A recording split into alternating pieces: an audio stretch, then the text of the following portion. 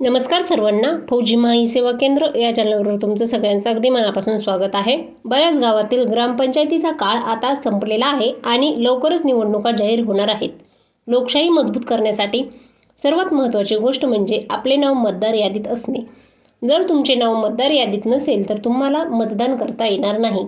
म्हणूनच आजच्या या व्हिडिओमध्ये आपण आपले नाव मतदार यादीमध्ये कसे जोडायचे, मतदार यादीमध्ये नाव जोडण्यासाठी कोण कोण पात्र आहे, नाव जोडण्यासाठी कोणती कागदपत्रे लागतात आणि अर्ज कुठे आणि कसा करायचा हे पाहणार आहोत. चला तर मग आपण पाहूयात कोण कोण आपले नाव मतदार यादीमध्ये जोडू शकते. ज्यांचे वय 18 वर्ष पूर्ण झाले असेल आणि जे आपल्या गावात कायमस्वरूपी राहतात, तसेच त्यांचे वय पूर्ण होऊनही त्यांचे नाव सध्या मतदार यादीमध्ये नाही, अशा लोकांना आपले नाव मतदार यादीमध्ये जोडता येऊ शकते. नाव जोडण्यासाठी कोणती कागदपत्रे आवश्यक आहेत ते आपण पाहू.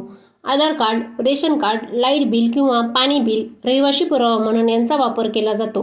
जन्म दाखला, शाळा सोडल्याचा दाखला, वयाचा पुरावा म्हणून ही कागदे वापरतात. एक पासपोर्ट साईज फोटो, आपला चालू असलेला मोबाईल नंबर. तर बघा, अर्ज कसा करावा. मतदार यादीमध्ये नाव जोडण्याचे 2 पर्याय आहेत.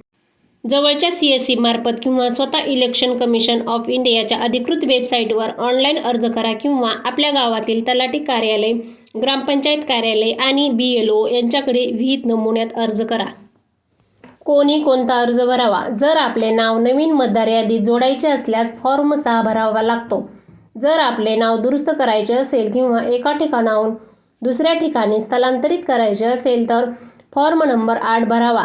जर आपले नाव मतदार यादीमधून वगळायचे असेल तर फॉर्म नंबर 7 भरावा. महत्त्वाचे आव्हान. आपल्या गावचा विकास आपल्या मतदानावर अवलंबून आहे.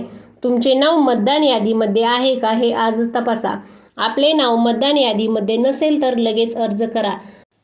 जर कोणाला मतदार यादीमध्ये नाव जोडायचे असेल किंवा काही अडचण येत असेल तर आपल्या फौजी माई सेवा केंद्र देवंगराला संपर्क करा. जर दिलेली माहिती आवडली असेल तर लाईक तसेच कमेंट करा, शेअर करा आणि सबस्क्राईब करायला विसरू नका.